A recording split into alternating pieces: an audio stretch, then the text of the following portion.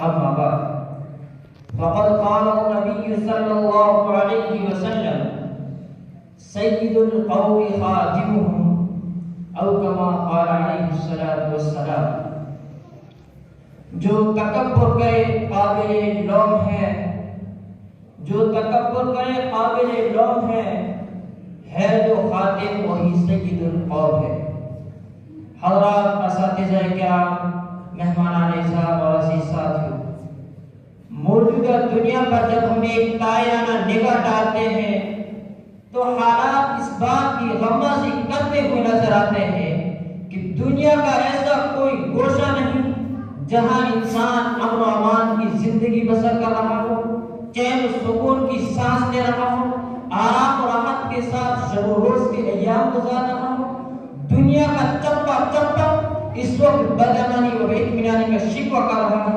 عالم کا گوشہ گوشہ چین و سکون سے محروم ہے. چنانچہ کہیں انسانوں کے ساتھ پرندوں جیسا سلوک کیا جا رہا ہے تو کہیں راستہ چلتے ان پر فائرنگ کی جاتی ہے، انہیں گرفتار کر لیا جاتا ہے. ایک ملک دوسرے ملک سے انسانیت کی باتیں نہیں کرتا، ایک حکومت دوسری حکومت کو دیکھنا گوارا نہیں کرتی، ایک حکمران دوسری حکمران کی بات سننا نہیں چاہتا. تحت اختلاف اور متمکن لوگوں کا یہ عالم ہے کہ رعایت حقوق کی کوئی پرواہ نہیں، غربا و مساکین کا انسانی زندگی میں کوئی مقام نہیں، بے قصوں کی کوئی اشک سوئی قدر والا نہیں، عدل و انصاف کا کہیں کوئی نام نہیں لیتا، مساوات اور رواداری کی کوئی پہچان نہیں. الغرض نہ مساوات یہاں ہے نہ قوت یہاں، نہ مساوات یہاں ہے نہ قوت یہاں، حسن اخلاق و وفا ہے نہ قوت یہاں. جس طرف دیکھیے ایک شور ہے ہنگامہ ہے، جس طرف دیکھیے ایک شور ہے ہنگامہ ہے، جو نہ دیکھی گئی آنکھوں سے وہ حالت ہے یہاں. سامعین محترم، سوال یہ ہے کہ یہ حالات پیدا کیوں ہوئے؟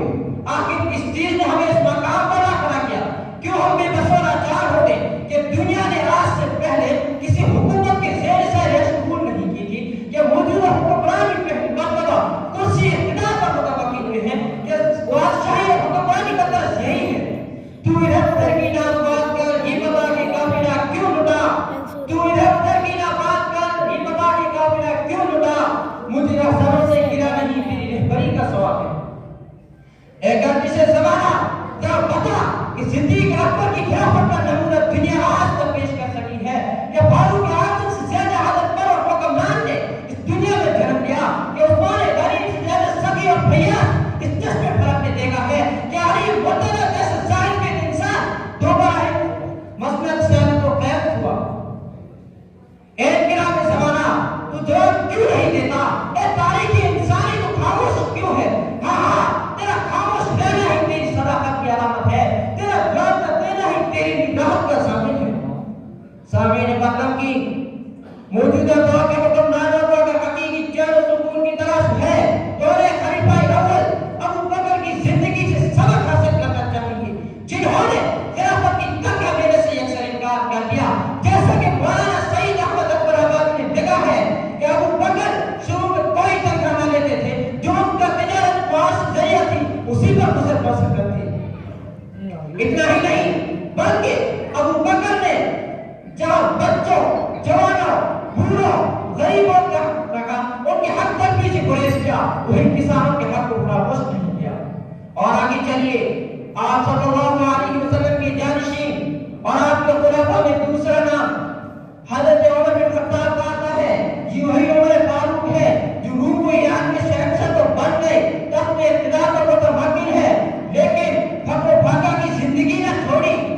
بادشاہی اور حکمرانی کے بڑے عہدے پر فائز ہے، لیکن ایک غریب حامل عورت کی خدمت کے لیے اپنی بیوی کو دانا بنا کر پیش کر دیتے ہیں.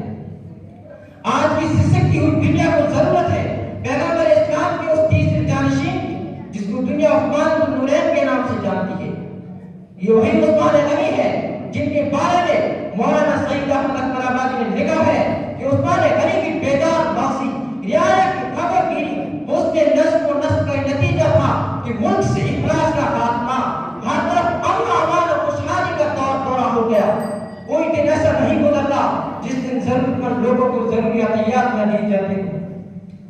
taufiqi illa billahi